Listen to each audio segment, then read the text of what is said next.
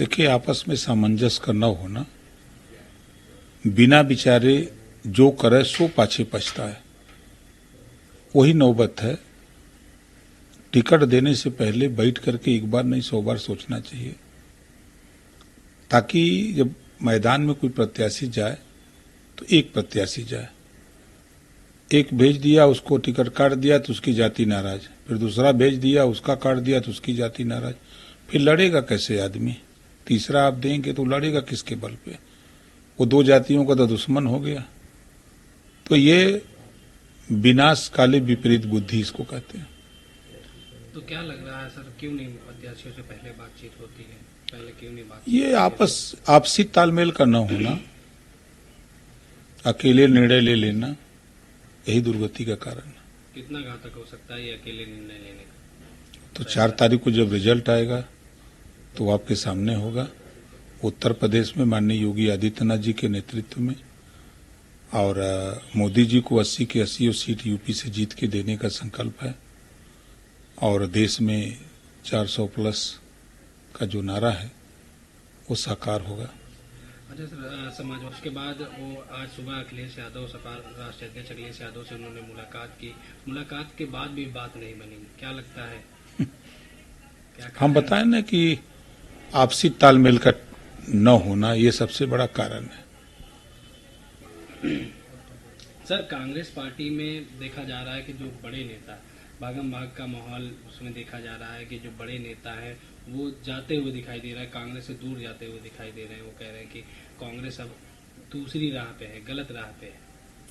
देखिए, अब इस समय लंबे समय तक कांग्रेस सत्ता में थी तो कांग्रेस ने पिछड़े दलित मुसलमानों की उपेक्षा की। आज वो उनसे दूर हो गया। 19 साल तक सपा बसपा के साथ ये पिछड़ा दलित अल्पसंख्यक था तो सरकार थे। आज बड़ी संख्या में पिछड़ा दलित चला गया बीजेपी के साथ। तो अब सब लोग जान गए हैं कि अब चुनाव जीतना नहीं है, इसी नाते सब लोग पार्टी छोड़ छोड़ करके अब जा रहे हैं कि यहाँ को भविष्य नहीं है, और इस नाते लोग दूर भाग रहे हैं। लेकिन कांग्रेस तो लगातार लोकसभा चुनाव की तैयारी कर रही है, लगातार जो है अपनी जीत जो है बता रही कि हम लोकसभा चुनाव में जीत हासिल कर रहे हैं। उसको किस तरह से देखते हैं? अभी तो प्रत्याशी नहीं मिल रहे हैं उन लोगों को, तो जीत का कैसे दावा कर रहे हैं? 17 सीट 17 प्रत्याशी नहीं मिल पा रहे हैं तो जीत का दावा कैसे है? अब आप बताइए कि बनारस का जीतेगी कांग्रेस? 100% हम आज कह रहे हैं हार जाएगी, 100%। अब बहुत बुरी तरह हार जाएगी। उनके जितने प्रत्याशी अब तक घोषित हैं, कोई जीतने वाला नहीं है। रायबरेली अमेठी सीट को कैसे देखते हैं आप? अभी तक नाम नहीं मिला, राहुल गांधी ने दूसरी जगह से नामांकन कर। लड़ने वाले लोग नहीं हैं तो नाम कहां से आएगा? और वो कांग्रेस का विषय है। कांग्रेस अपना जिसको चाहे उसको लड़ावे या खाली छोड़ दे, उसका विषय है। कांग्रेस नेता रण से देखते हैं आप? हम उनके बयान से सहमत नहीं हैं। जितना सम्मान संविधान में पुरुष का, उतना सम्मान संविधान में महिलाओं का है। तो इस नाते हम उनकी टिप्पणी से सहमत नहीं हैं। सर, यूपी मदरसा बोर्ड को लेकर कल सुप्रीम कोर्ट में सुनवाई है, किस तरह से देखते हैं? क्या कुछ? देखिए, जो हाई कोर्ट का फैसला आया है उस फैसले पर सरकार कटिबद्ध है कि बेहतर शिक्षा, बेहतर रोजगार देने के लिए जो सर कोर्ट का फैसला है उस पर हम लोग अमलीजामा पहनाने में लगे हैं। कल फैसला क्या आता है फिर उसके बाद तो बताएंगे। सर, क्या लगता है, क्या कुछ खामियां रही जिससे हाई कोर्ट को ये बोर्ड को रद्द करना पड़ा? देखिए, कुछ ऐसे कांग्रेस के रिजीम में मदरसे बनाए गए जो काम नहीं करते हैं। मदरसे तो खुल गए, फंड भी सरकार से मिल रहे, लेकिन न तो वहाँ बच्चे हैं न स्कूल चलता है। और जो स्कूल मदरसे चल भी रहे थे उसमें जैसे कि उर्दू, अरबी, फारसी ये विषय पढ़ाए जाते हैं। तो जो जनरल विषय हैं वो विषय न होना घातक रहा है।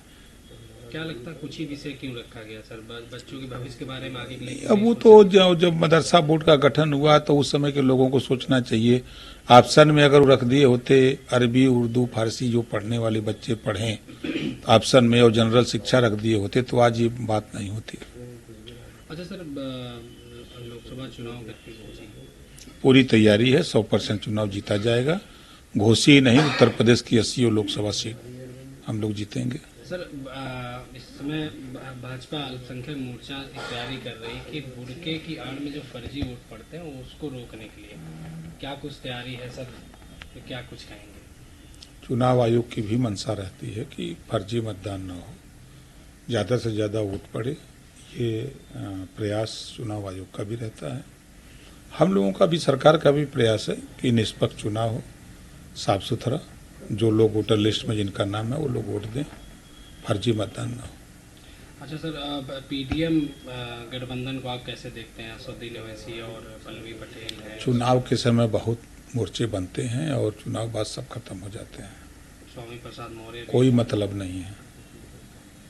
स्वामी प्रसाद मौर्य जी खुद लड़के हार गए तो दूसरे को जिताएंगे। स्वामी प्रसाद मौर्य अपनी बेटी को ही फटकार लगा रहे हैं, जो उनका टिकट कटा वो हो रही, फिर उसके बाद 5 साल सत्ता में रह करके भाजपा का मजा लिए, तब पिछड़ों का याद नहीं आया, आरक्षण की याद नहीं आया। और जब वही हाल है कि जब अंगूर नहीं मिले तो खट्टे हैं। सोचे थे कि बेटी को तो ले गए, वही ने टिकट दिलाए, अपना मंत्री बन गए, आज नहीं टिकट मिला तो बेटी बुरा हो गई, तो उनका विषय है। सर, मुख्तार अंसारी की मौत को आप कैसे देखते हैं? परिवार वालों का जो आरोप था, अब जांच भी शुरू हो गई है, किस तरह से देखते हैं इसको? देखिए, परिवार के लोगों ने जो मांग की, उस मांग पर सरकार ने तुरंत एक्शन लिया और मजिस्ट्रेटियल जांच का आदेश दे दिया और जांच शुरू भी हो गई है। और वो परिवार और कोई जांच की बात अगर इस जांच से संतुष्ट नहीं होगा और किसी जांच की अगर मांग करेगा तो उस पर भी सरकार विचार करेगी और जांच करेगी।